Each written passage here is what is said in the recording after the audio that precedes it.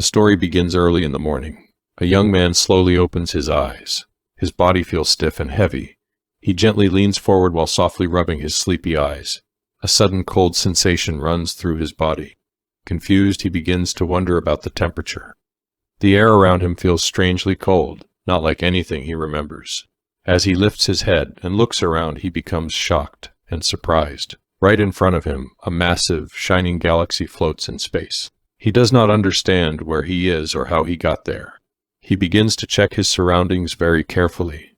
He looks at his hands and body and wonders if he is inside a dream. Then, he tries to remember the last things that happened before waking up here. He remembers coming back home from work after a long day. He had his dinner, then took a warm bath. After that, he played a video game for a while. He clearly recalls going to bed right after that. Suddenly, a memory returns. He quickly stands up and looks around once more. He realizes something important. This place looks exactly like the game he played last night. This must be the Krishna's cockpit of the game, Stella Online. Stella Online Sol is a science fiction open-world online game. Inside this game, players can explore the galaxy, travel to faraway planets, go on dangerous missions, or buy cargo ships to trade goods. The game gives players complete freedom. It allows them to choose their path and create their own life within a large digital universe. This young man, now the main character of the story, had chosen the role of a mercenary. This role is very common, but also full of action. A mercenary travels around, completing missions, fighting enemies, and collecting rewards. He worked hard for many hours in the game. He took on many missions, saved money, and finally bought his dream spaceship. The ship is called ASX-0B Krishna. It is a powerful and advanced aircraft. It is known for high speed and strong weapons. The main character looks at the ship with pride and happiness. However, another chill passes through his body. The temperature is still very low. He decides to open the system interface to check the ship's functions. He turns on the generators first. Then, he activates the life support system. He checks the oxygen level carefully. The screen shows that the oxygen saturation is only 22%. That is a dangerous level. He realizes that waking up just in time may have saved his life. The young man sits down in the pilot's chair. He breathes in deeply, trying to stay calm. A heavy feeling rests on his chest. He begins to think deeply. Something is wrong. Nothing feels like a normal dream. He thinks about the cold temperature, the realistic sounds, and the weight of his body. These are not things that usually happen in a dream. He lowers his head and feels disappointed. But after a few seconds, he lifts his face and forces a small smile. He decides to stay hopeful and strong. Negative emotions will not help. He gives himself a positive title, Captain Positive. The next step is to check the spaceship systems. He tests the control sticks and foot pedals. At first, they feel unfamiliar and difficult to use. But with a little practice, controlling the ship becomes much easier. Moving the ship feels natural. The controls give more precision than a regular computer keyboard and mouse. Flying the ship becomes an enjoyable experience. Even with everything working, one big problem remains. He does not know where he is.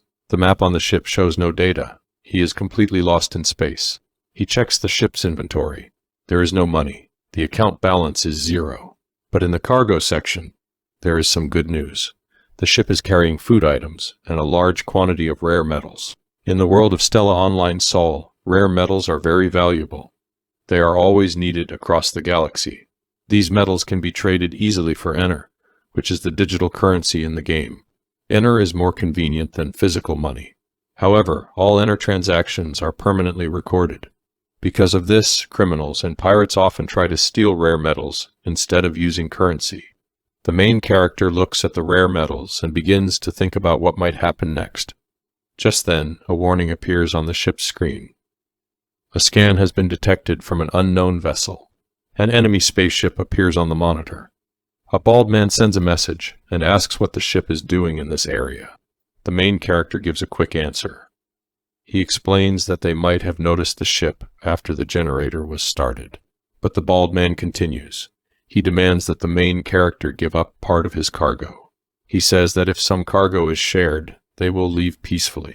More enemy ships arrive. They move quickly and surround the main character's ship. These ships look worn and damaged, but they are armed. The main character gives a calm response.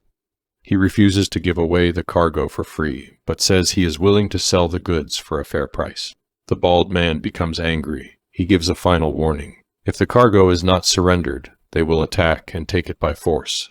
The main character does not agree. This refusal enrages the bald man. He commands his crew to prepare for battle. But the main character moves first. He pushes the ship's engines to maximum power. The ship flies at high speed, escaping the circle of enemy ships. The pirates are shocked and confused by the sudden movement. The bald man is surprised. He cannot understand how the ship is moving so quickly. The main character turns back at an incredible speed. He attacks one of the enemy ships with precision. The enemy ship is destroyed. The bald man now feels real fear. The main character's ship moves toward him. The bald man becomes nervous. His hands shake. He fires again, but the attack reflects off the Krishna's shield. The main character rushes forward. His ship moves like lightning. The bald man panics. He fires more weapons, but nothing works. The Krishna remains safe. Finally, the main character fires a strong attack. The bald man's ship is destroyed. The battle ends. The main character is safe, but his body is tired. His breath is heavy. Nausea fills his stomach. He starts to wonder again. This situation is not a dream. This is the real world now. After thinking for a while, he sees the bright side. The Krishna is a top-class ship.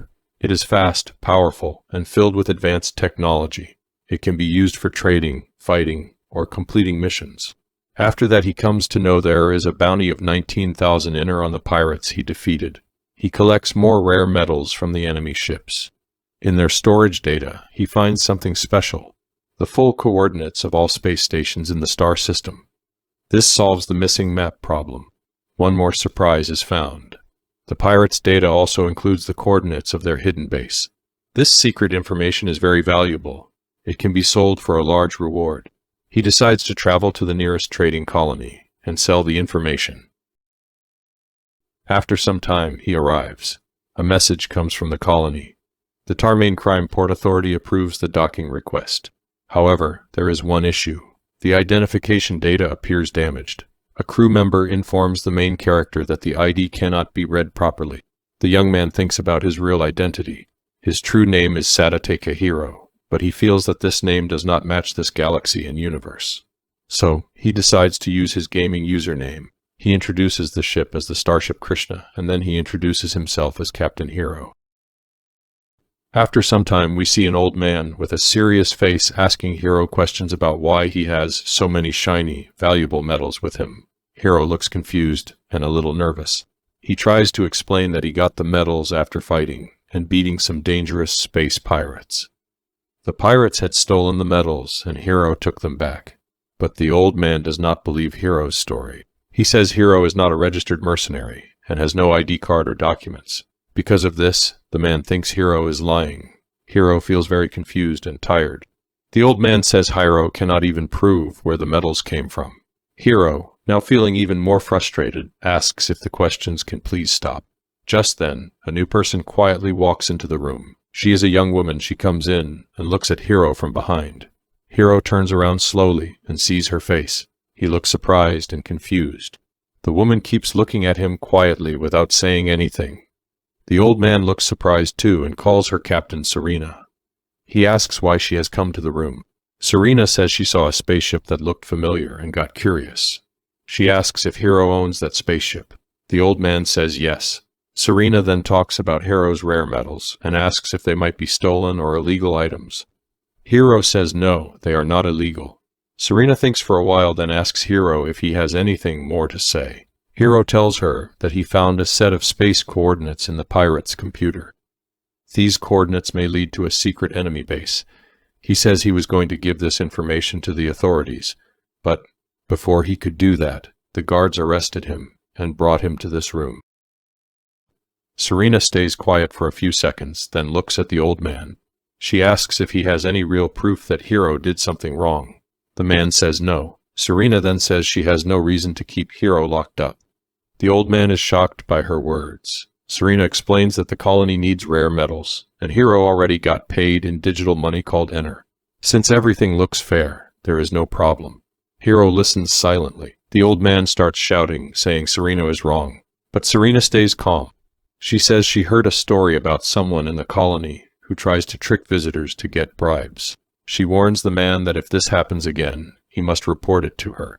The man starts sweating and quickly agrees. Then he asks to leave and runs out of the room. Serena turns to Hiro and says sorry for the trouble. She says the old man sometimes gets too serious. Hiro answers politely, saying it is okay. Serena looks at Hiro's ID file and says something is strange. His name and ship's name are there, but everything else is missing. It looks like he is from another world. Hiro's face suddenly looks blank and quiet. Serena notices and asks if something is wrong.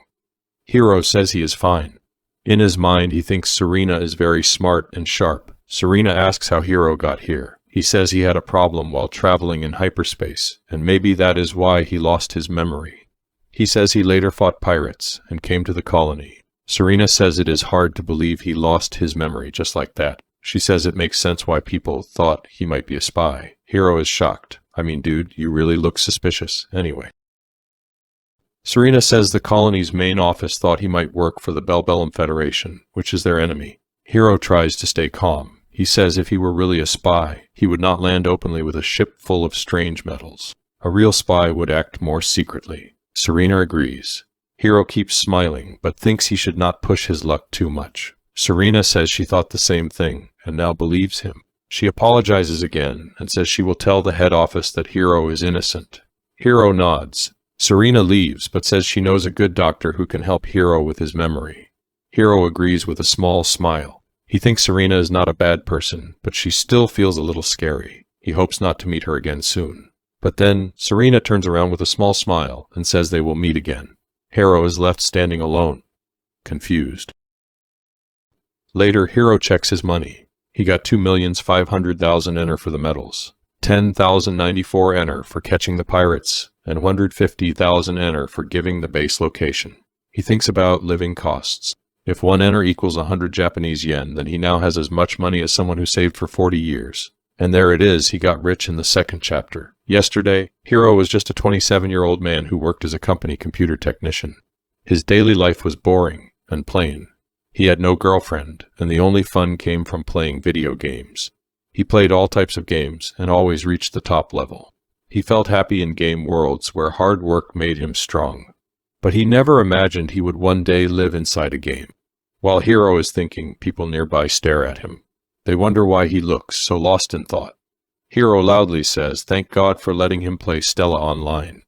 The people around him look shocked. Later, Hiro eats a meal and thinks about what to do next. He has enough money, but does not want to do nothing. In the next few days, he studies a lot of things. He learns that he is in the Tarmain star system. It has 1 sun, 4 planets, and a big belt of space rocks. The planets cannot support human life. But the place is full of useful natural materials. So many cargo ships and miners come here every day. Pirates also attack often. This means mercenaries always have work, but the place also feels dangerous, like a war could start any time. The Graken Empire controls this area. They are in a long fight with the Bellbellum Federation. Small battles happen often, and the situation is tense. Hiro knows if he stays too long, he might get pulled into war. Fighting pirates is okay, but facing real armies is much riskier. He also notices that this world is different from the Stella Online game. In the game, there were no Graken or Bellbellum factions, and star systems' names were different. Hiro starts to wonder if his game knowledge will still help him. He thinks about moving to a different star system, but decides to wait. He chooses to buy more food first. When he walks outside, he sees very tall buildings that reach high into the sky. He has seen things like this in games and anime, but now it feels more exciting. While he enjoys the view, he feels someone standing behind him. He turns around and sees 3 or 4 strangers who look dangerous. He quickly holds his weapon. The strangers see it, look at each other, and quietly walk away. Hiro feels relieved. Suddenly, someone calls him a newcomer. He turns around and sees a young woman standing confidently. She looks at his weapon and says it looks nice. Hiro sees her pointed ears and thinks she must be an elf. But there were no elves in the game, so she might be an alien that looks like one. She sees him staring and gets angry. She asks what he is looking at.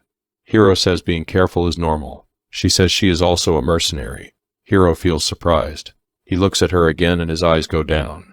She becomes alert and asks what he is looking at. Hiro jokes that she does not look like someone with a rough personality. She says she has a job for him. She is bored and wants him to come with her. She says there is no work yet, so she will guide him around. Hiro thinks she seems suspicious, but it could be useful to follow a local. The girl says her name is Elma. Hiro says his name. Elma says his name is too simple. Hiro thinks her name is too hard. Elma laughs and says her name is more stylish. Then she says the tour is starting and tells Hiro to follow her. Hiro smiles a little and walks behind her. Hiro and Elma's conversation takes an unexpected turn when Elma suddenly brings up Hiro's registration with the Mercenary Guild. She is shocked when she finds out that Hiro has never registered. Hiro is confused and asks if it is really such a big deal. Elma, frustrated, sarcastically remarks that Hiro's unregistered gunship could easily be mistaken for a pirate gunship. She tells him they need to fix this immediately, insisting that they head to the guild right away. They arrive at a large, modern-looking building that looks almost like a city hall. As they walk inside, Hiro comments that it reminds him of a city hall, and Elma agrees, saying it is somewhat similar. While they continue walking, Hiro asks her if she has been a mercenary for a long time, since she seems to know her way around. Elma replies that she has been working as a mercenary for 5 years, and considers herself a veteran. Hiro is surprised by this, and wonders how she could have started at such a young age. Elma casually mentions that she is actually 53 years old, which shocks Hiro even more. Later, they meet a rough-looking man sitting at a desk. He has a mechanical arm and glares at them as they approach. He demands to know what they want. Elma cheerfully tells him that she has brought a new mercenary. The man is surprised to learn that Hiro has been working as a mercenary without registering. He leans forward and stares at Hiro intensely, making Hiro feel uneasy. Elma teases Hiro, asking if a cat got his tongue.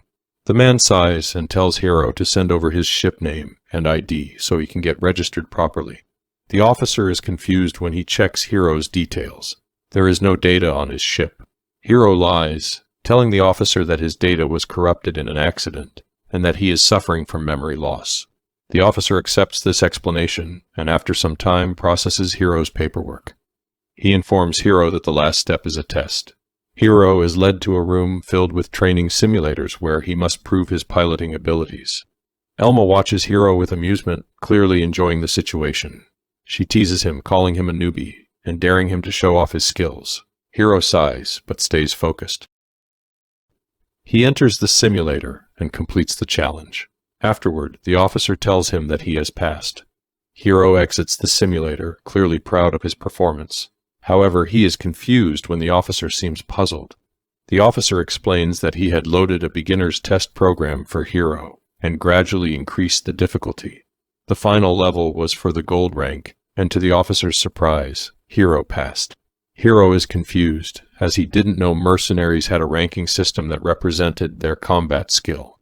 The officer explains that Hiro cannot be moved straight to the gold rank just yet. He needs to have a recorded history of accomplishments before that happens. Hiro will start at the bronze rank, and then he can move up once he has something to show. Hiro is okay with this, saying that he wouldn't have wanted to start at gold rank anyway. He mentions that this way he gets to experience the fun of leveling up. However, Elma looks cranky. Hiro asks her what's wrong, and Elma clenches her fist, shouting at him that she has been stuck at silver rank for the past 5 years.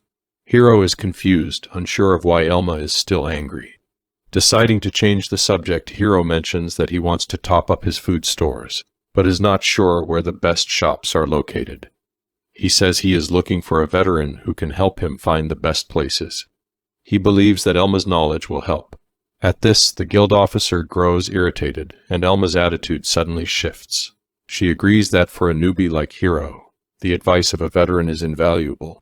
She snaps her fingers and tells Hiro to follow her, as she will take him to the best grocer. Hiro, relieved, follows her, thinking it was easy to deal with Elma. After some time, they arrive at a store called Oshi Mart. Hiro asks Elma what she wants, but she seems unsure and asks what is good. Hiro looks around the store and notices that most of the products are synthetic food. Elma explains that real meat and vegetables are only available to the extremely rich or in certain special places. She tells Hiro that if he has a food printer, he only needs to buy cartridges to make meals. Hiro is surprised by how different things are in this world. He realizes that livestock farming is rare, mostly happening on specific colony planets. While thinking about this, Hiro suddenly asks where he can find some soft drinks. Elma looks at him, slightly confused, and asks what he means by soft drinks. Hiro tries to explain, but soon realizes that cold drinks do not exist in this world. He drops to his knees, feeling disappointed. He cannot imagine why carbonated drinks do not exist. He wonders if it's something to do with pressure or gravity, but since both exist, he cannot figure out the reason. Elma watches him, looking worried. Hiro thinks about where he might find soda and wonders if it's more common in residential areas on planets. He concludes that if he goes to a proper settlement, he might be able to find it just like normal. Then, out of nowhere, Hiro suddenly declares that he has decided to buy a detached house with a yard on one of the planets. Elma is shocked by this statement and tells him that real estate and citizenship would cost hundreds of millions of INR. Hiro, however, does not seem to care about the cost and insists that having lofty goals is important. Elma finds his sudden ambition ridiculous, but does not argue further.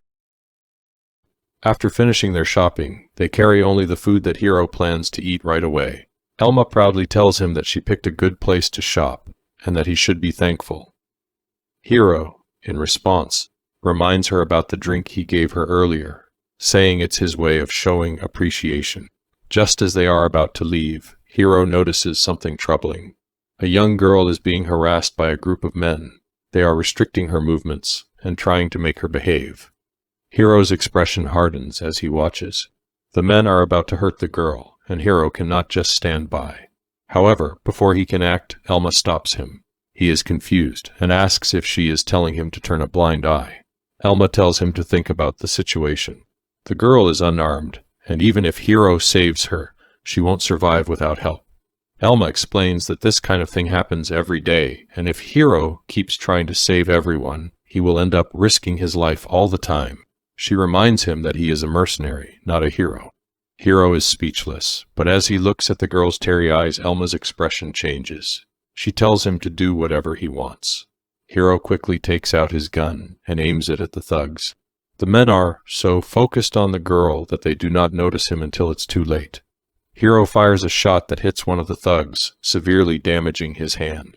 The thug screams in pain, and the girl is surprised, while Hiro is shocked that he actually hit his target. Another thug, furious, approaches Hiro, but Hiro shoots him, wounding his arm.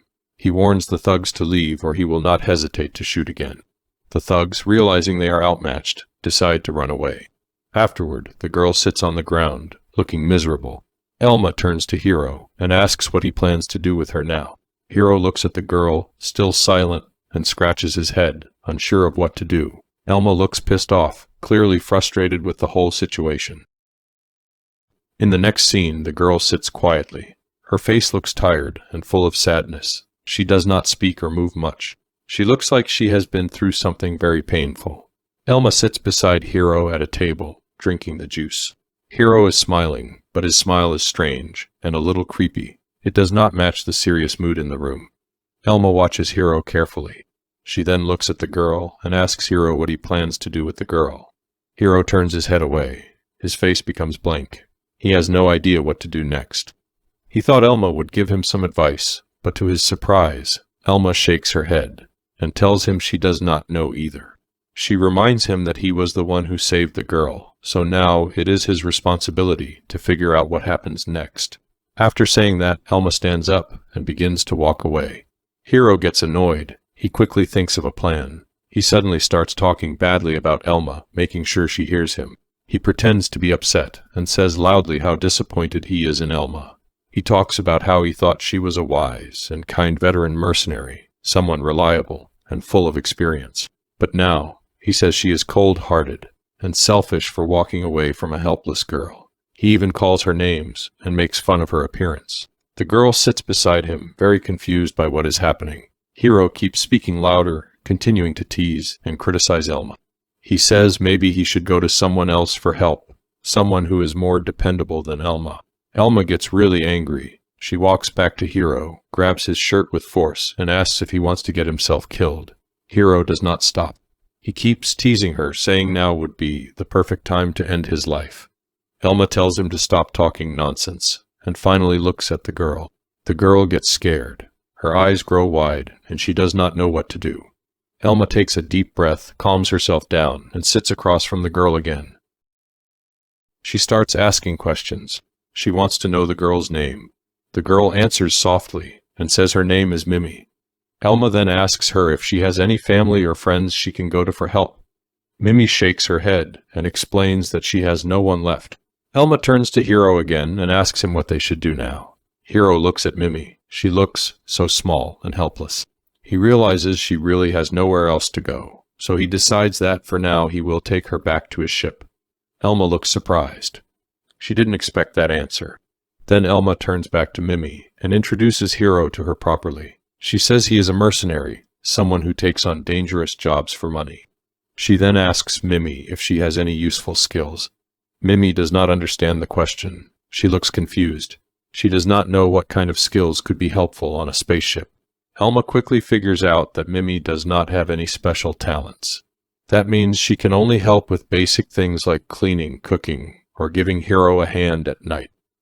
Hiro is shocked when he hears that. He quickly tells Elma that he never planned anything like that. Elma reminds him that he was the one who offered to bring Mimi to his ship, and she simply listed the possibilities. Mimi listens to them quietly. Her face turns red. She feels very shy and a little embarrassed. Elma now turns to Hiro again and tells him if he really wants to help Mimi, he needs to be serious about it. She challenges him to go find anyone else in this colony who would be so kind as to help a stranger with no value or skills. Hiro tries to answer, but then he looks at Mimi. She looks sad and disappointed in herself. Seeing her expression, Hiro quickly assures her that he has no bad intentions. He just wants to help. Elma watches all of this. Then, out of nowhere, she asks Mimi if she was born in the 3rd Division. Mimi jumps in surprise. Hiro does not understand the question. Elma explains that this is not a safe place for someone as innocent as Mimi. She asks Mimi to explain what happened to her and how she ended up here. Mimi stays silent for a few moments. Then she slowly clenches her fists, trying to gather courage. She begins to speak. She tells them she is originally from the 2nd Division of the colony. She used to live a normal life with her mother and father. But one day, something terrible happened. Both her parents died in an accident at their workplace. They worked in the colony's oxygen system, and something went wrong. At the time, Mimi was still a student. She didn't have any money or way to earn it. Soon, she couldn't pay the taxes for living in the 2nd Division. Because of that, she was kicked out and forced to live in the 3rd Division. Elma and Hiro listen quietly. Hiro is shocked. He cannot believe something like this could happen. Elma tells him it happens more often than people think. Maybe Hiro forgot how this world works because he lost his memories. Elma says Mimi has no choice now. She is stuck in a hard place with no help. Mimi has tears in her eyes. She looks down at the floor. When Hiro sees this, his serious expression changes. He suddenly starts smiling. Elma sees his smile and becomes confused, but then she realizes something. Hiro has made up his mind. Later, the scene moves to the Resident Administration Bureau of the 3rd Division. Hiro and Mimi are sitting in front of an official. The man explains the cost of Mimi's freedom. He lists all the debts from her parents, the late fees, and other charges. The total is 5,000 ener. That is the amount needed to clear her name. Hiro is shocked again. He asks why a minor like Mimi has to pay her parents' debt. He wonders if there is a way to reject the inheritance or declare bankruptcy. The officer tells him that it was possible, but the time limit for that has already passed. If Mimi continues to live in the 3rd Division, she can avoid those debts, but she will also lose access to government aid. Hiro becomes angry. He tells the officer that abandoning a girl with no parents in a place like this is cruel. The officer, after thinking for a moment, says that many people survive here by becoming machinery workers. But then he smirks and says something awful.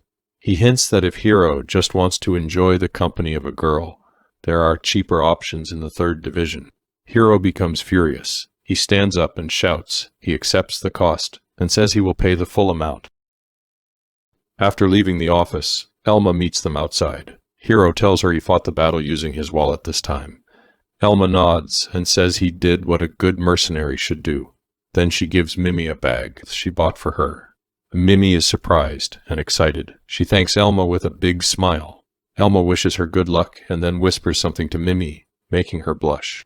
Before leaving, Elma turns to Hiro. She tells him to stop doing anything dangerous. Mimi now depends on him, and he must take care of her. Back on Hiro's ship, Krishna, Mimi takes a shower. As she washes herself, she begins to tremble. She feels shy and unsure of what will happen next. In another room, Hiro eats a meal made of synthetic meat. It tastes better than he expected. Mimi sits across from him but does not touch her food. Hiro thinks she might not like it, but Mimi says it's actually good. She just seems too tired and quiet to eat. Later that night, Hiro sits on his bed after a shower. He thinks about the things he needs to buy now that Mimi is going to live with him. He remembers that the shop Elma took him to is one of the honest ones in the 3rd Division. He is thankful for her help. Suddenly, Mimi knocks and asks if she can come in. Hiro quickly picks up his clothes and tells her to wait. But Mimi walks in anyway. She is wearing a nightgown. Her cheeks are red, and she looks very embarrassed. Hiro is surprised and confused.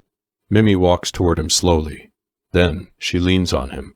Hiro is startled. She says she wants to fulfill her duties. Hiro stops her and reminds her that he never asked for anything like that. When he touches her, he feels that she is trembling. He asks if she is scared. Mimi is surprised. She tells him she is not scared of him or the idea of sleeping with him. Instead, she is scared of being left alone. She feels useless and worries that Hiro will abandon her. If she could do even one helpful thing, she wouldn't feel so worried. Hiro gently lifts her chin and looks into her eyes. He smiles warmly. Then he holds her by the shoulders. In that moment, Hiro decides that he will step up and take responsibility. I know you guys don't want to see what happens next, so let's fast forward to the next day.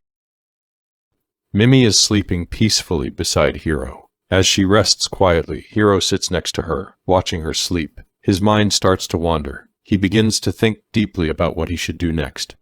Just letting things happen naturally seems okay on the surface, but now that Mimi is here with him, Hiro realizes he cannot continue acting like he's alone. He knows he cannot just keep making choices that only serve himself anymore. He starts to think about his current situation. He has the Krishna, which is a super powerful and well-equipped ship. He has his mercenary job, which brings in money. He even has a good amount of savings built up. Hiro feels like he's in a pretty good place overall, especially considering the tough circumstances he's faced. Sure, he used a lot of his cash the day before, but even so, adding someone like Mimi to his life is not going to put him in any serious trouble. Still, Hiro feels like living without any real purpose or direction. Just passing time wouldn't be fulfilling. In fact, he thinks it would be more than boring. It would feel painful, like something important was missing. That's why the idea of having a clear goal suddenly becomes more appealing. He remembers how, originally, the idea of buying a detached house with a yard was just something he said to get some soda. But now, with Mimi here, that same goal feels different. It feels warmer. The idea of having a home that they could come back to, a place that actually means something, starts to sound very nice. Hiro smiles at the thought. Suddenly, something clicks in his mind. He remembers something about his old universe. It's just a flash of memory, but it brings a serious look to his face. As he looks back at Mimi, he sees her smile slightly in her sleep. She quietly mumbles something like "Master Captain." Hiro is confused by what she says, but does not say anything. Instead, he gently pulls a blanket over her to keep her warm and mutters, whatever, as he looks away. Sometime later, Mimi wakes up and sees Hiro working at the ship's computer. Hiro greets her by saying that her vital check is complete. The results are great, no injuries or health problems at all. Mimi is happy to hear that. Hiro then tells her about his plans. After breakfast, he's planning to head out to grab more groceries. He's also going to stop by the Mercenary Guild while he's at it. He asks Mimi if she's feeling okay to come along and if she's not too tired. Mimi quickly replies that she's totally fine and would love to come. Hiro tells her he's glad because he was actually hoping she'd say yes. He explains that the errands he's running are mostly for her benefit. Mimi suddenly feels guilty and says she's sorry for being a burden. Hiro does not let that go on for long. He walks up to her and starts pulling her cheeks playfully. Mimi is surprised and a little annoyed, trying to stop him, but Hiro keeps teasing her. He then gets serious and tells her something important. In space, they do not have the luxury of making careless mistakes. If they forget something or mess up, it could be months, maybe 6 months or more, before they get another chance to restock. That's why he does not want her to hesitate over small things. Mimi nods in understanding, though she's still a little shocked by how suddenly serious he became. Hiro grins and says it's time for breakfast. Mimi sits in silence, touching her cheeks, blushing from the moment. After finishing breakfast together, Hiro and Mimi leave the ship. Their first stop is a grocery store. After that, they go shopping for clothes. Mimi tries on a few outfits, and Hiro tells her one of them looks really good on her. That makes her blush again, though she does not say much. Later, they both meet the guild officer. The officer says that Mimi is now registered officially. Since Hiro wants her to become an operator, the man has added some educational resources to Hiro's terminal. He explains that the AI trainer software is very good quality and is also pretty popular. It will teach Mimi everything she needs to know from the basics onward. Mimi thanks him politely. The man then asks Hiro what happened after he left the day before. Hiro starts to explain, but the man cuts him off and tells him to start from the beginning. Then, all of a sudden, the man starts complaining. He's been a mercenary for 15 years and says that not once has he experienced the sweet feeling of love. Meanwhile, Hiro, a total rookie with only 1 day of experience, already has a girl like Mimi. He starts shouting that it's unfair. 2 other staff members quickly try to calm him down, telling him to quiet down because he's disturbing other customers. After that, Hiro gets a call from Elma. She casually greets him and asks how things are going. Hiro replies that things are going well, about as well as they could be. He says they're fully stocked, the Krishna passed all system checks, and Mimi is recovering well from her life on the streets. Now she's in her room and has been studying all day to become an operator. Elma listens and acknowledges everything. Then she gets to the real reason for her call. She reminds Hiro that she mentioned a big battle might happen soon. Well, now it's confirmed it's happening, and it's going to be huge. Hiro becomes serious. Elma explains that it's a large-scale battle event where many players work together to take down a common enemy. The rewards are based on each person's contribution. It seems like this universe follows the same rules as the game Hiro used to play. Elma tells him he should be getting an invitation very soon. The plan is to attack a space pirate base and destroy their fleet. Hiro hears all this and smiles. There's no way he's going to miss out on something that sounds this exciting. A few days later, 1 hour before the operation begins, Hiro and Mimi are both present at the strategy meeting. Everyone has gathered on a video call. Lieutenant Serena holds steps forward and thanks everyone for coming on short notice. She introduces herself as the commander for this mission and starts to explain the battle plan. The pirate base has been located in the Gamma sector of the asteroid belt. The attack will begin with an intense bombardment from Serena's Imperial gunship fleet. The main goal is to wipe out the pirates. Destroying the base should be easy. However, the gunships are big and powerful, but not very precise. That means smaller pirate ships may escape. That's why they need mercenaries like Hiro to chase those ships down. Hiro understands the logic. Pirates are dangerous not because of their bases, but because of their small and fast ships. Even if the base is destroyed, the pirates can regroup. So to stop that, they bring in fast mercenary ships to clean up. Serena lays out the exact steps. First, the mercenaries will hide and surround the target area. Next, the gunships will launch their attack. When pirate ships try to escape, the mercenaries will intercept and destroy them. Finally, the gunships will move in to finish the job. Victory means all pirate targets must be fully eliminated. Serena asks if anyone has questions.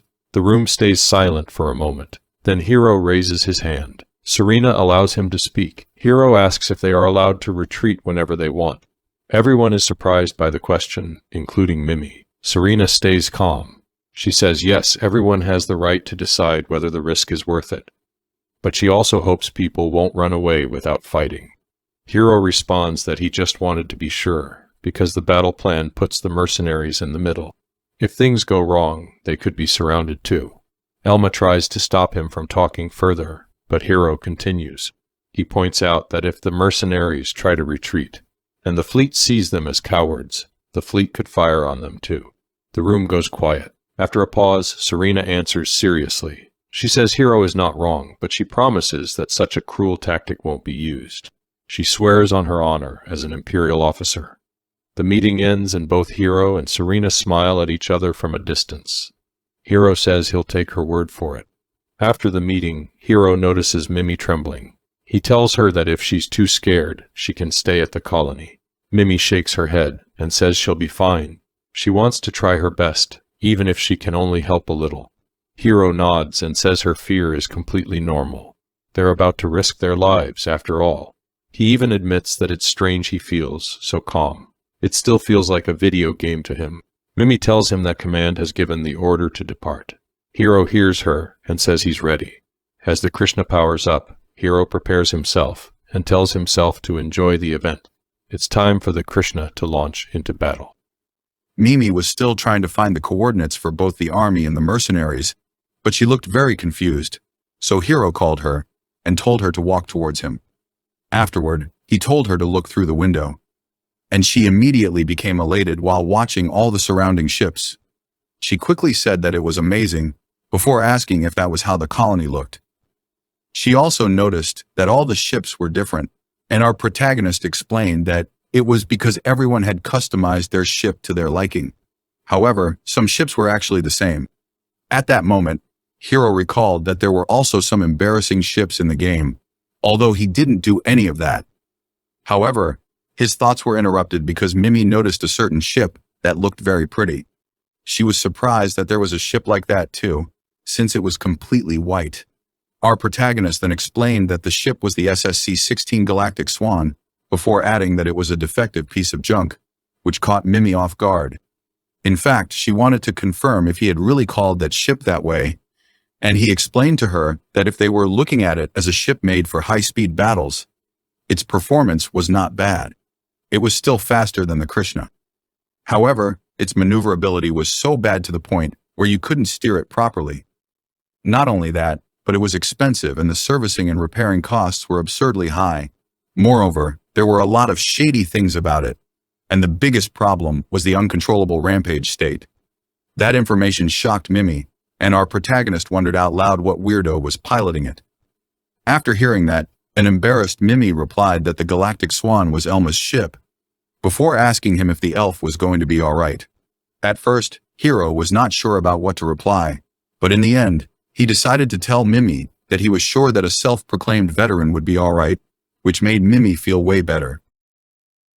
Shortly after, they finally arrived at the location of the space pirate hideout. Our protagonist then noticed that the data the army had sent to them had very detailed information on the enemy's battle stations, which was good. Nevertheless, the position they had assigned him was strangely packed with enemies, and he had the feeling that it had been intentional. At that moment, his thoughts were interrupted by Mimi, who asked him if everything was fine, which he quickly confirmed, so she didn't worry about things they couldn't control. Right after, he told her that it was almost time. Immediately thereafter, the ships opened fire against the pirate hideout, which scared Mimi big time. On the other hand, Hiro was elated while seeing how the asteroid in question was being destroyed by all the attacks. In fact, while Mimi was still amazed by the show, our protagonist admitted that even the Krishna couldn't match that range and firepower. Almost immediately, Mimi reported that they were receiving a transmission. The message was clear. They had spotted small and medium-sized ships escaping, so they were breaking radio silence and starting the operation. After hearing that, Hiro quickly informed Mimi that they were entering the battle, before warning her to get ready for impact and shaking from high Gs. Shortly after, a very tense Mimi reported that enemy ships were approaching from the front, before adding that there were 2 generic ships and 2 small-sized ships. Right after, Hiro smiled, amused by the fact that they were attacking the Krishna head-on. I've come from the future and I can tell you guys something, never attack the Krishna head-on, and yes, I'm also smiling while feeling amused. The attacking ships began to get hit by Hiro's merciless counterattack, and almost all of them were destroyed before they could even have the chance to try something against our protagonist. Therefore, the remaining ones decided to escape after seeing the fate of their comrades. Of course, Hiro was not planning on letting them get away and said that just because they had modded generic ships, they shouldn't think that they could get away from him. Immediately thereafter, our protagonist began to chase and take down every single one of them. Once he finished, he and Mimi heard a transmission. Apparently, one of the Allied mercenary ships was engaged in combat with 5 space pirates, and they were being overwhelmed by their firepower. After hearing that, Hiro decided to help them, since they were close. Shortly after, she replied, identified himself, and told them that he was there to support them, which made the others feel happy. However, at that moment, the enemies fired several guided missiles toward the Krishna, and our protagonist knew that those projectiles were trouble. However, he managed to destroy them before they reached his ship, and he even used the explosion as a cover to get closer to the enemy ships, which allowed him to catch the enemies off guard. Almost immediately, Hiro destroyed the various attacking ships, and the captain of the Allied ship thanked him. Hiro then praised that captain for taking out the rest of the enemies, to which the other replied that 5 was just too much. The captain then told him that he was going back to resupply, and our protagonist bid him farewell. Afterward, he asked Mimi what things were looking like, and she replied that, overall, it looked like the Allied forces were winning. She also added that close to the army, there was a fierce fight going on with 3 medium-sized ships. After hearing that, he told her that they were going in, before adding that he was leaving the radar and transmissions to her. Medium-sized ships were remodeled civilian transport ships. Still, the medium support lasers and the turrets for close quarters defense were no joke. Of course, it was not like Krishna's shield couldn't take it. But our protagonist thought that there was no need to attack them from the front. Right after, he told Mimi that it was going to get a bit cold and asked her to bear with him. She quickly replied that she would be fine before asking him what he was going to do. To which he replied that he was going to take Krishna's output to the minimum, hide in the debris, and take the ship to their blind side. After hearing the explanation, Mimi asked him if the enemies were going to notice that maneuver, and our protagonist replied that since the battlefield was full of debris, the regular radar wouldn't be of much use. Because of that, they used heat sensors during battle to detect the heat coming from ships, and it was precisely that fact the thing they were going to use against the pirates. He then recalled that the technique he was going to use was called thermal stealth in the game, and he couldn't help but feel glad that he could use it there. As for Mimi, she couldn't believe a technique like that existed. Meanwhile, the pilots of the Allied ships facing the medium-sized enemy ones were complaining that they were starting to run low on fuel and ammo, and that things just kept getting worse for them, especially since they couldn't move like they wanted because of those medium-sized vessels. Nevertheless, in that instant, an unknown ship appeared out of nowhere and began to blast those medium-sized ships out, astonishing the pilots of the Allied starships. Right after, Mimi introduced herself to them, before informing them that they were there to help. Almost immediately, one of the pilots thanked her since they were really in a tough spot, while others wondered out loud if that was going to cut into their share and if the person who had just talked to them was a girl. In fact, one of them said that she was a cute girl operator, while another immediately refuted him, saying that he couldn't tell she was cute just by her voice. However, the first one didn't back down and said that if her voice was cute, her face was cute as well. As for Hiro, he simply felt embarrassed, while saying that the other guys had gotten pretty relaxed. Right after, one of the allies said that since the enemies had lost the medium-sized ships, they were hightailing it, so it was time to take them out in one go. Almost immediately, the Allied ships began to attack the remaining enemy ships without mercy, destroying all of them. At that point, Mimi reported that the area was clear, and Hiro replied that they had done their job. As for the other pilots, they began to discuss that the tide had turned when Arms appeared, and they then began praising Arms.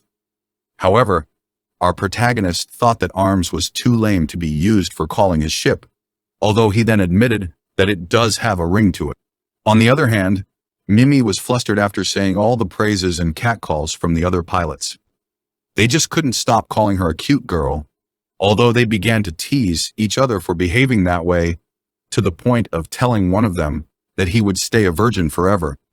After hearing that, our protagonist smiled, thinking that the joke worked in that world as well. He then told Mimi that they were going to move on to the next area, but before he could finish, they heard a scream that shocked them. Our protagonist immediately asked what it was that, and Mimi replied that it was a transmission from a nearby ship that turned out to be Elma's galactic swan. Oh, it seems like some elf is in big trouble. Right after, Mimi said that it looked like Elma was having trouble and asked Hiro what was happening, to which our protagonist replied, while feeling embarrassed, that he might have an idea, but he didn't want to say it out loud. In the meantime, a crying Elma was screaming while asking what was happening and what the matter was with her ship. She clearly wanted to know why she had suddenly lost control of the galactic swan. Guys, don't buy a ship if you don't know all its specs. Obviously, after hearing that, Mimi became bewildered, while Hiro literally facepalmed. Elma was doing her best to avoid colliding with other ships, but she wasn't able to regain control of the galactic swan. At that moment, Mimi asked what they should do, and Hiro replied that once the swan went berserk, there was nothing that could be done. It simply got out of control. He then added that even if they tried to stop it, no ship could catch up with it, since Elma's ship was very fast. In short, that ship was going to blow up. Of course, that shocked Mimi, and our protagonist had to quickly say that its cockpit was strangely sturdy, so it was unlikely that Elma would die. However, at that moment, he noticed something and said that the route that Elma's ship was following was not good. Meanwhile, Elma was yelling at the crew of a big ship, telling them to move. But they either couldn't react in time or didn't have enough time to move out of Elma's way. So, the female elf ended up colliding with it. After seeing that, an astonished Mimi asked if that big battleship was an allied one, and an embarrassed Hiro could only repeat that the swan's cockpit was sturdy, while wondering how much the army was going to ask Elma for the repair of the damage done to their ship. In the meantime, Serena asked what had just happened, and a female member of her crew replied that it seemed that there had been an accident with a mercenary ship. Of course, that pissed the lieutenant, who quickly asked if that accident would affect the operation. Right after, the female member of her crew explained that the mercenary ship was wrecked, and the battleship suffered light damage. Moreover, there had been no casualties or wounded, so it had no effect on the operation, which was proceeding as planned. After hearing that, Serena relaxed, but she didn't forget to order the other to send the mercenary the bill. Right after, the female member of the lieutenant's crew said that she had been noticing a certain ship since its score was too far ahead, to the point that she believed that there should be some mistake. After hearing that, Serena took a look at the screen of her monitor and began to reflect on the information it was showing, while the other added that although the mercenary was a bronze, his score was a platinum one. The captain then thought that, even putting aside how good his ship was, his score was not normal.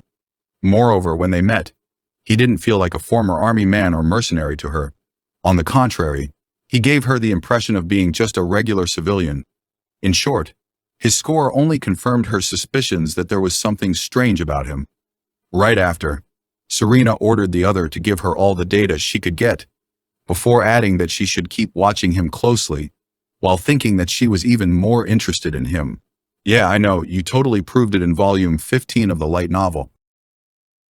Back with the man in question, Mimi reported to him that they had a transmission from the army saying that the operation would be over when they had confirmation of its success. After hearing that, our protagonist savored the moment while saying that it was fun time, which confused the young lady. He then explained that the main sources of money were the payment and the rewards, but the cargo that the space pirates dropped and the debris were important sources of income, too. He then dispatched various drones to collect those spoils, and Mimi couldn't help but say that he was having fun, to which he replied that it was funnier than killing each other. Afterward, our protagonist told Mimi to remember the procedure, before telling her that if there was anything she didn't understand, she shouldn't be afraid to ask. Almost immediately, she apologized for asking something so soon, but she showed him the screen and said that the system said that there was something it couldn't identify. Hiro then took a look and quickly realized that the thing in question was a singing crystal, which was a rare item. Mimi had no idea of what it was, and our protagonist replied that it was something a little dangerous. The young lady then asked if that meant that they shouldn't touch it, but he quickly replied that they were going to take it with them, which shocked her since he had just said that it was dangerous. However, he told her that it would probably be fine as long as it didn't receive a strong impact, although he admitted that it would be a pain if someone found it. So he told her that they should sneak it out of there. A singing crystal was a special item that also existed in the game. When broken, it summoned numerous monsters called crystal life forms. In the game, it was an item used to start raid battles, but depending on how they used it, it might come in handy someday. Once they finished collecting the spoils, Mimi asked Hiro what they were going to do next, and he simply replied that they would just take a break since he was pretty tired.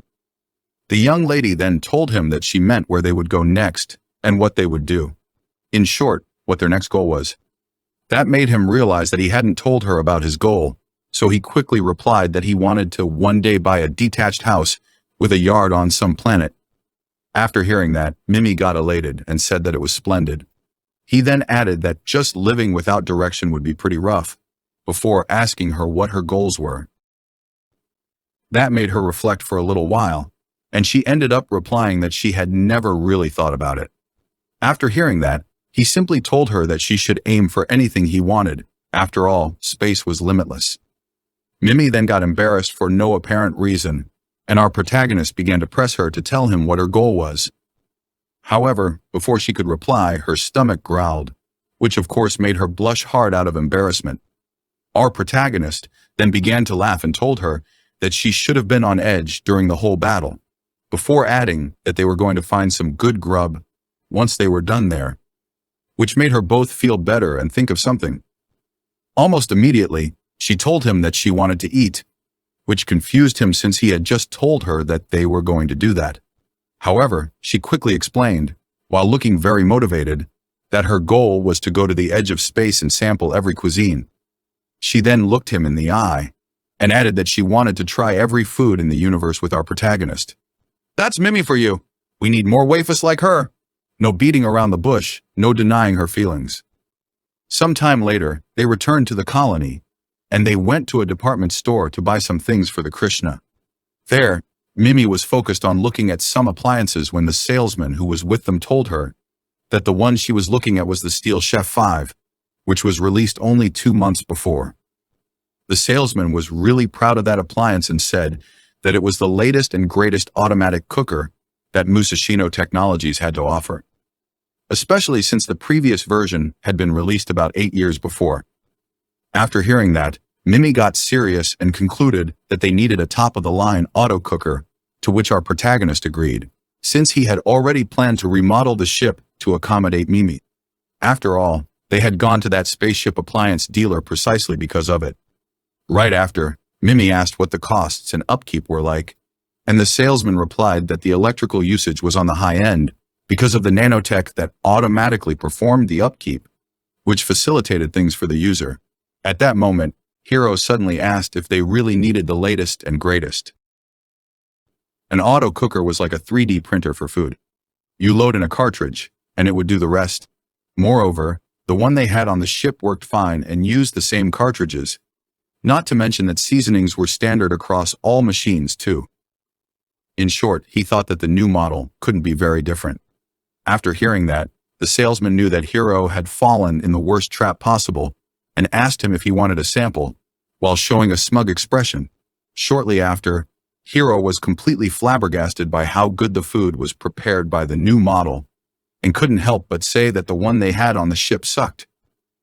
The salesman then repeated that they were very proud of it, and our protagonist decided that they would buy it. Right after, Mimi told him that it was awfully expensive, but the salesman was prepared for that, and quickly added that he had a limited time offer just for them. Of course, there's always a limited time offer just for us, and we keep falling for that. Some time later, at the Mercenary Guild, Mimi said that she still couldn't believe that they had ended up upgrading all their appliances, to which Hiro replied that he kind of felt like they had gotten rooked, although he knew that they were necessary expenses. The salesman was the MVP of this chapter. He really hit the jackpot with our protagonists. The good thing was that since they had scored in the battle, their wallet was still fat. At that moment, their conversation was interrupted by a clerk who scolded Hiro for taking his woman along before asking our protagonist if he was trying to piss him off.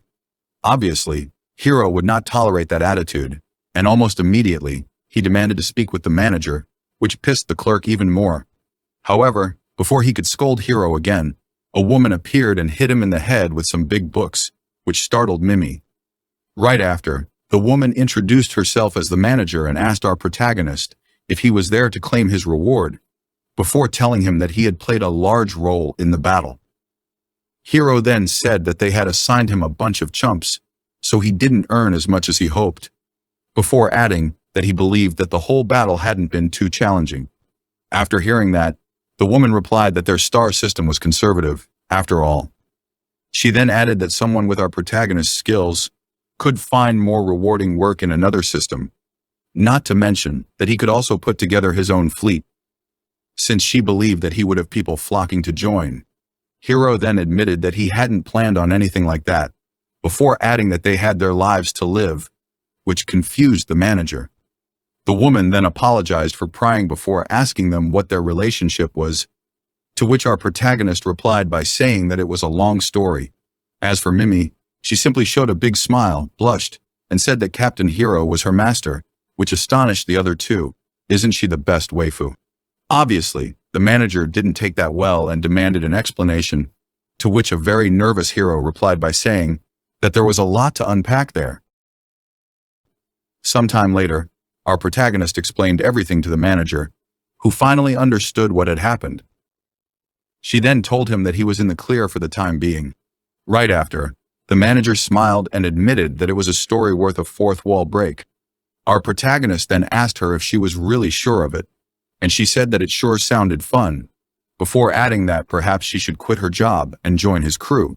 She even went as far as to flirt with him, while asking him if he couldn't find a use for her. After all, despite the glasses, she knew a thing or two.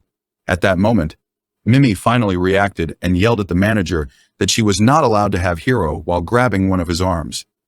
As for the manager, after seeing Mimi's reaction, she simply told her that she was just joking. But Mimi didn't buy it and hissed at the woman.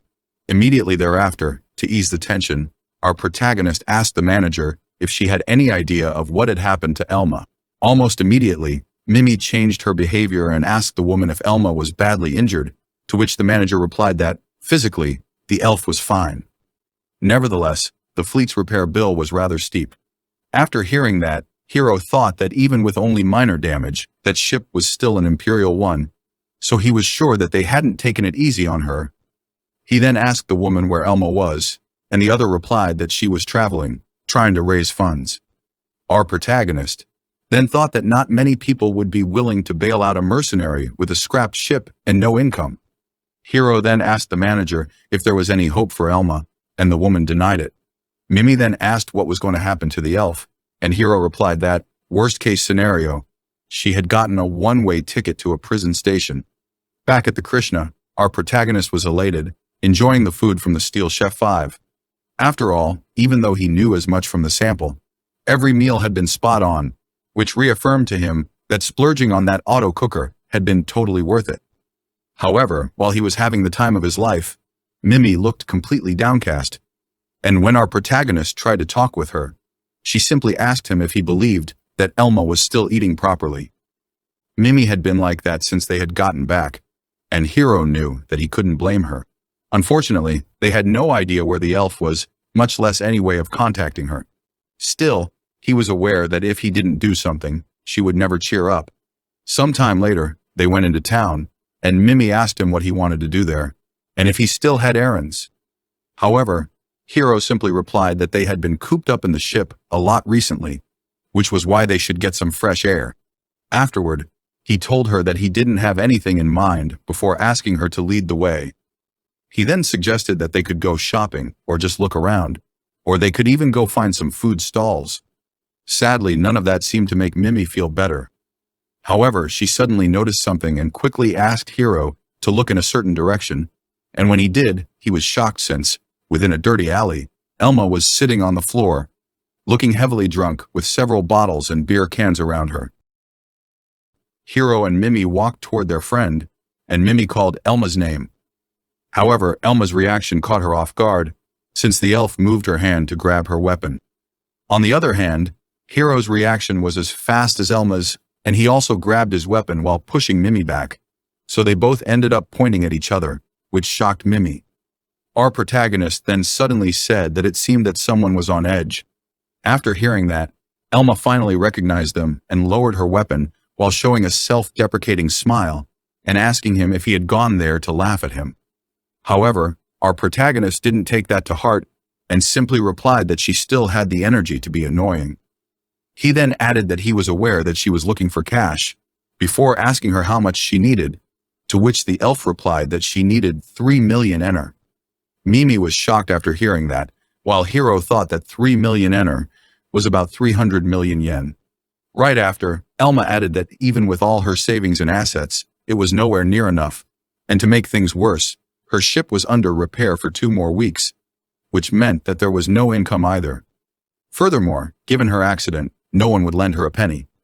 After hearing that, our protagonist asked her when the payment was due, and the elf replied that it was that day in exactly 2 hours. Elma then explained that if she couldn't pay up, she was doomed to hard labor on a prison station near Tarmain-Athur. The problem was that Tarmain-Athur was full of pirates who had been caught by mercenaries, which meant that a former mercenary like her would be given hell in that place.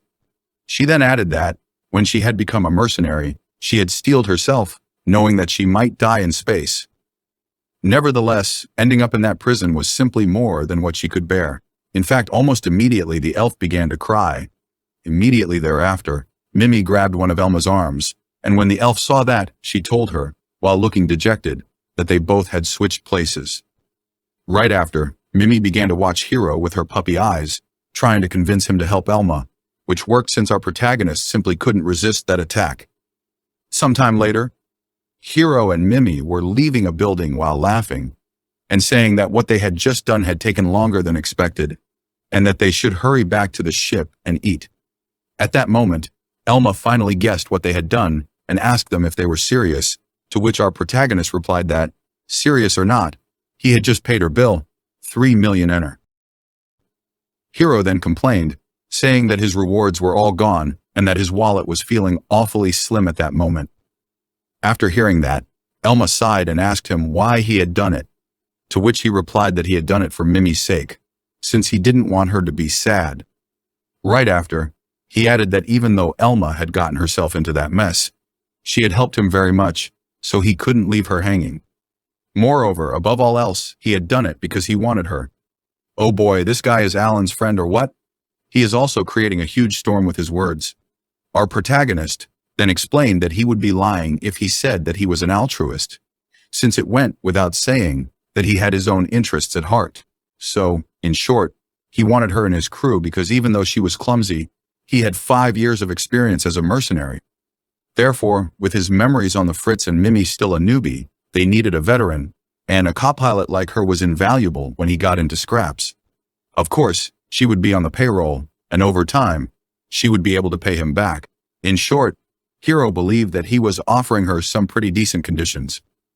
However, at that moment, he noticed that Elma was not listening at all, since she was blushing hard due to his previous statement about wanting her, which she had obviously misunderstood. Did she? I think Hiro liked her that way, too. Wanna bet? Our protagonist then tried to make her react, and the elf finally did it by turning around to show her back to him, while asking him if that was really how he saw her, before adding that he already had Mimi, to which he simply replied that the more the merrier. After all, Krishna was a big ship, and that, folks, is how you build a real harem, even if you are not aware of that. The elf then asked her if he was not satisfied with just one, and it was then that Hiro finally thought that something was not adding up, since it felt like they were having different conversations. Nevertheless, before he could think of anything else, Elma said that since she was out of options, she would join his crew. A classic tsundere reaction, right? Although luckily, Elma's way more complex and better built than that. She is a great character, you can trust me on that. Do not forget that I come from the future. Right after, Our protagonist told her that he would expect her to perform her duties in full, which made her twitch and blush even harder. Shortly after, she simply replied that she only wanted him to be gentle with her, but Hiro said that he was not planning on doing that. Instead, he was going to work her to the bone, which made Mimi blush. Wow, it is amazing how far these two are taking the misunderstanding. Meanwhile, Serena was reading a report while the female officer from before was explaining to her that the deadline for Elma's incident was that day. That news surprised the lieutenant, who quickly replied that there weren't supposed to be criminal charges. Right after, Serena began to check the report in depth and finally noticed that there was a 1-week deadline for that kind of money. Almost immediately, the lieutenant wanted to know who would do something like that and quickly found out that it had been Captain Barretton in accounting. That pissed her off, and she said that the damn swine was scheming again while thinking that there was no shortage of people in the fleet who hated mercenaries. Moreover, they held her in disdain since she included mercenaries in their operations. In fact, she was aware that rumors were circulating among the mercenaries saying that if you slipped up during a fleet operation, you got thrown in prison, which didn't make her life any easier. Of course, she quickly concluded that the man wanted to sabotage her. Right after, she ordered the female officer to take a closer look into the matter, before adding that she wanted that swine gone. Then, after the officer left, Serena thought that Elma had gathered quite a sum in a week, which led her to think that mercenaries could do well for themselves. She even considered the possibility of changing professions. Back with our protagonist. Elma was very shocked while asking Hiro why a mercenary was living in such luxury. Of course, when entering the Krishna, what she found inside completely obliterated her expectations. Not only was the place extremely clean, but all the appliances were state-of-the-art. Our protagonist then explained that they had bought a new auto cooker and had ended up with a few other upgrades, which astonished Elma even more. Right after, he told her to forget that and to go take a shower since she had been living on the streets for a week. He even added that she should go wash off all that stress and dirt, not to mention that she also stunk of booze. Wow, this guy also has the tact of a chainsaw. As for Elma, she had begun to blush hard while hearing those words. She was very embarrassed and didn't know what to do. Hiro then told her that food would be ready by the time she was done, but since she didn't react, he asked her if she had gotten a fever or something. At that moment, the angel of cuteness decided to intervene, and she told our protagonist that since Elma would probably not know how to use the shower, she was going to help her. Hiro didn't find issues with that, and both girls walked away while whispering to each other. Sometime later, Hiro was looking at the screen of his computer while thinking that, given recent events, his savings weren't looking too healthy, especially since he always wanted to have at least 1,000,000 ener set aside for emergencies. So the question was how best to earn it. Most jobs were transport missions across dangerous areas. The pay was fair, but they were more meant for mercenary convoys, not for a ship like Krishna, which didn't have the biggest hold. That left him with the bounty hunting option. After all, even though they had destroyed a pirate base, the system was not free of them. There were plenty of smaller groups all over, independent ones, skilled and well-equipped. Moreover, he knew that they would kick it into high gear since they were aware that the fleet was going to get sloppy after its success. He then guessed that the pirates would be gunning for the asteroid belt, hunting for civilian mining ships loaded with valuable ore. Right after, he began to search for the most likely targets, but when he was doing that, he was interrupted by a blushing Elma, who was wearing a very sexy pajama. That caught him by surprise, and he told her to at least knock before asking her if there was something wrong, and telling her that he didn't think that the food was ready. However, she simply ignored him and directly went to sit on his bed.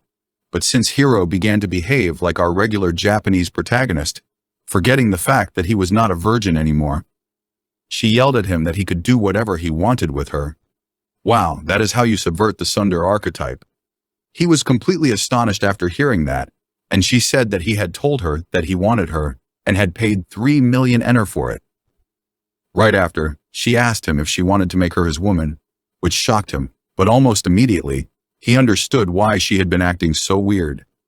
Now, what do you think he did? Perhaps he explained to her that everything had been just a big misunderstanding. Perhaps he simply dug in and had a wonderful time with her. None of the above. All of the above. If your answer was all of the above, then you are right, since he explained everything to her after they spent a breathtaking time together. In this case, the order of factors did change the product.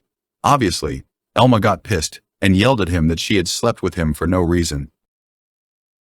However, he refuted her, saying that she seemed to be enjoying herself before, but she didn't let him finish the sentence and pinched him hard, while insulting him. Hiro then let her know that he didn't sleep with just anyone, before adding that he only slept with a girl he liked, which completely flustered her. See, I told you he really liked her that way. Our protagonist then asked her how she felt about him, and she told him that 3 million was a hefty price for some self-interest, before explaining that he had made her really happy.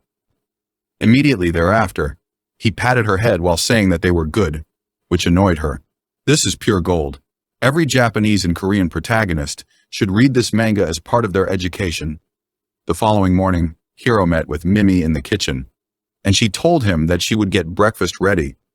She then said that it had been amazing that they were able to save Elma. Moreover, having her aboard was reassuring. Nevertheless, our protagonist immediately noticed that something was wrong with her, and he also guessed what it was. So, while she thought that she had managed to hide the fact that she was crying from him, he suddenly carried her to the shower despite her protests. A while later, a stunned Elma looked at the happy couple and began to make a fuss about it. However, he simply said that the crew had to get along, but she didn't buy that argument. Hiro then asked her if she hated Mimi, and Elma quickly denied it. He then asked Mimi if she hated Elma, and Mimi replied that she liked the elf, which shocked Elma. Our protagonist then said that since they were all friends, they should just be happy about it. At that moment, Elma finally gave in while saying that she worried about their future. I insist, every Japanese and Korean protagonist should read this manga as a compulsory subject. After the fall of the pirate base, their system-wide numbers had decreased significantly. Meanwhile, relations between the Graken Empire and the Belbellum Federation were deteriorating. So there was not much point in sticking around. The pirates left were skilled lunners, meaning big bounties, and if a war really broke out, they were not obligated to join. Instead, they could just hop to another system. So, in the end, they decided to stick around a bit longer to cash in. One day, Elma was really enjoying herself while drinking along with her new family. However, Hiro and Mimi were astonished by how much the elf could drink. At that moment, Elma said that they had another great haul that day. However, when she noticed Hiro's expression, she asked him why he wasn't excited since he had gotten the money he wanted, before suggesting he get another drink. Our protagonist then replied that he didn't drink alcohol, before telling her that she was just overly excited. They had indeed hit their earning goal surprisingly fast, thanks to the pirates who hunted mining ships in the asteroid belt. With the Empire's lax security, there had been a spike in pirate numbers there, so they would lie in wait until the hunters became the hunted. In fact, Hiro had expected a challenge, but they ended up being a piece of cake for Krishna. In the end, they managed to rake in 2 million ener in a week. Back with our protagonist, Elma asked him if he was listening before saying that they should go shopping the following day. Hiro was confused after hearing that, and the elf explained that since they had been doing nothing but pirate hunting for a week, they should take a break at some point. Besides, Mimi was getting paid too, and it was not fair if she had no chance to spend. After hearing that, our protagonist agreed, and Mimi quickly said that all she had done was to sit around, before adding that perhaps she should have a smaller share. Nevertheless, Hiro quickly refuted her since she was already getting only 0.5% of the reward money. However, Elma explained that even in that case, since the rewards they were getting were huge, Mimi ended up getting a lot for a teenage girl. Still, our protagonist didn't back down and explained that even though Mimi was still learning, her life was on the line, too. In short, he thought that it was a fair amount. Right after, Elma agreed and told Mimi that she deserved it, especially because she was also getting paid for taking care of Hiro's needs. Almost immediately, our protagonist said that he was not forcing anyone to do anything, so if they didn't like it, they could just stop doing it. Immediately thereafter, both girls yelled at him, saying that they hadn't said that they didn't like it. Elma even called him a jerk for saying that. Come on, the first one who insinuated that was her. Mimi then took that opportunity and confessed her feelings, saying that she loved Hiro, truly, with all her heart. Obviously, Elma didn't want to be left behind, so she blushed hard and also confessed her feelings in her own tsunderish way, by saying that, even though she was thankful he had saved her, she wouldn't hang around with him out of gratitude alone. Nevertheless, while both girls were trying to get used to the awkward moment that followed, they were very surprised after seeing our protagonist's reaction to their confessions. After all, Hiro had begun to cry, and he hadn't noticed it. They quickly asked him why he was crying, which finally made him react. Almost immediately, he turned around while covering his face and saying that it was nothing. Right after, he apologized and explained that he had actually been worried that Mimi and Elma had been forcing themselves out of a sense of obligation. It was then that both girls understood how worried he was about it, and, without a word, both agreed that they had to do something about it. Shortly after, Elma told Hiro that they would need to pound it into that thick skull of his, and Mimi quickly nodded at that comment. However, those ambiguous words confused our protagonist. Luckily, the elf explained that they would show him exactly how they felt about him, and Mimi added that she would do her best. See, this is how an official couple triangle solves its problems. By the way, it is because of these moments that I doubt if this author is truly Japanese. For both Mimi and Elma, Hiro was a hero. If not for Hiro, Elma would be stuck in prison, and Mimi didn't even want to think about what would have happened to her if our protagonist hadn't rescued her. That was why they had decided to take a step forward and let him know that he was indeed their charming prince. The following day, at the 3rd Division Commercial District, Hiro, Mimi, and Elma were spending their day off shopping. They went to various mercenary gadget shops, a firearms dealer, and an import shop. In that last stop, Hiro finally found the true endpoint of his journey, and he couldn't believe that it had been right there the whole time. In front of him, there were several bottles of Coke. Sadly, after drinking one of them, he realized that even though it tasted like cola, it lacked the effervescence. In the end, he had drunk a non-carbonated cola, and he felt scammed. However, he also admitted that although it was flat, the flavor was precious to him. At that moment, the flustered clerk told him that he shouldn't open unpurchased merchandise. Nevertheless, before he could finish, our protagonist asked him how many of those he had. The confused clerk then replied that he believed that there were 7 cases in the back. Almost immediately, our protagonist told him that he would buy the lot. Some time later, the trio was back on the Krishna, looking at Hiro's screen while saying that something was weird. They were looking at some allegedly mining ships, but then our protagonist identified them as Belbellum warships, which startled the girls. Elma then added that even though they were disguised as civilians mining ships, their movements were way too precise for that. In that instant, they also noticed that the ships had spotted them, and Hiro immediately told the girls to prepare to intercept. Our protagonist then thought that with those flight paths, they were looking to eliminate witnesses. Right after, he smiled, amused since he knew that their enemies thought that they were going to catch them off guard. Shortly after, the battle began, and Hiro again showed his insane skills to dodge all the enemy attacks. Nevertheless, that time he couldn't destroy the ships as easily as before, which was to be expected since he was facing military battleships. Still, our protagonist smiled with confidence, while wondering how long those ships could last. Almost immediately, he resumed his attack, and shortly after, the enemy's ships began retreating. At that moment, Elma reported to him that it looked like the enemy's shield batteries were depleted. After hearing that, Hiro said that he would also retreat in that scenario. However, he was not willing to let them go, and he quickly began chasing them. A while later, various explosions could be seen as our protagonist mercilessly destroyed all the enemy battleships. The explosions were so huge that Hiro said out loud that he hoped the black boxes and data caches had survived. Mimi then asked if that data was important, to which Elma replied that the Imperial fleet would pay big time for military data. Right after, a smiling Hiro added that he had a connection in the fleet. Elma then turned serious and said that she hoped that his connection didn't end up being trouble, to which Hiro replied that all they were going to do was sell the data to them. Sometime later, Elma asked our protagonist how they had ended up joining a war between the Empire and the Federation if they had just tried to sell the data to the Imperial fleet, and Hiro could only apologize. However, Elma didn't plan to let him go off that easily and began to give him a piece of her mind.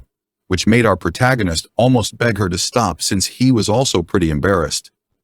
In the meantime, the other mercenaries that had gathered along with Hiro were whispering naughty things about our protagonist because he had two cuties with him, especially since one of them was Elma, a silver ranker. Of course, he noticed that and realized that he had stuck out like a sore thumb with the girls at his side. At that moment, Serena entered the room, and the elf quickly reminded Hiro that the blonde lieutenant had been the one who had duped him.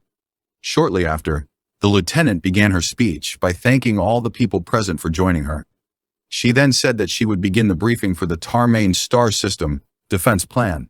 Based on the data they had captured, the Federation forces had 8 battleships, 24 heavy cruisers, 32 light cruisers, 64 destroyers, and 128 corvettes. In short, their firepower easily exceeded that of the Tarmain garrison, and reinforcements would arrive the day after the enemy did. So, they had to survive at least one day with their current forces. With Serena leading, the mercenaries would hide in the asteroid belt and engage in guerrilla tactics. When the invading forces passed through, the goal was to slow the speed of their invasion. The mercenaries were targeting ships of the destroyer class and lower. Cruisers and battleships had high-powered shields, while mercenaries were only equipped to fight pirates, which meant that the latter wouldn't stand a chance against the former. The lieutenant was honest and direct, and admitted that the upper hand was decidedly the enemy's. As such, if they had any ideas, she wanted to hear them. In fact, she was open to anything at that point. Galactic Rim was the limit. Shortly after, Hiro raised his hand and said that he had an idea that only involved his ship.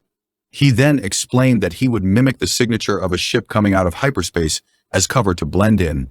Then he would penetrate their ranks, destroy their flagship, and withdraw. Obviously, that shocked Mimi and Elma, and even the other mercenaries were very surprised. In the end, an embarrassed Serena had to ask him if he was insane. Nevertheless, our protagonist kept smiling and said that he would pull it off before explaining that, without their flag, they would break formation, and the invasion would slow to a crawl. On the other hand, if he failed, that would be just one idiot dead, which wouldn't affect her plans. 3 idiots, dearie. I think your math needs some practice. Serena then said that she presumed that there was more to that plan than what he was telling her, and the other quickly agreed, before adding that those details were trade secrets. Shortly after, the lieutenant smiled and permitted him to execute his plan.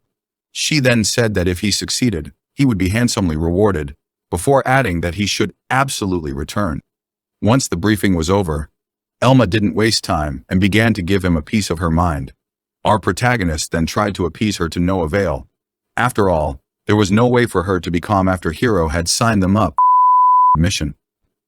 As for Mimi, she didn't understand exactly what was happening. At that moment, Hiro said that he had thought it through before suggesting it. Right after, he guided them to a storeroom and quickly showed them his trump card, a singing crystal. You know something? I am with Elma this time. Hiro must have some screw loose in that head of his. Thanks for watching, and thanks to all of the supporters that made this video possible. If you would like to help the channel, please use the QR code in the screen. And last but not least, a super thanks to our high-ranking supporters: Arizona Gold, 1090, Fallen Stella, Joel Alvarado, Julian Hernandez, Kildrak, Hitsuka, Lucifer High-Rise, Not Omega's Foot Fungus, Pawe Jajeski, and NATO Enthusiast. Thanks, and have a nice day.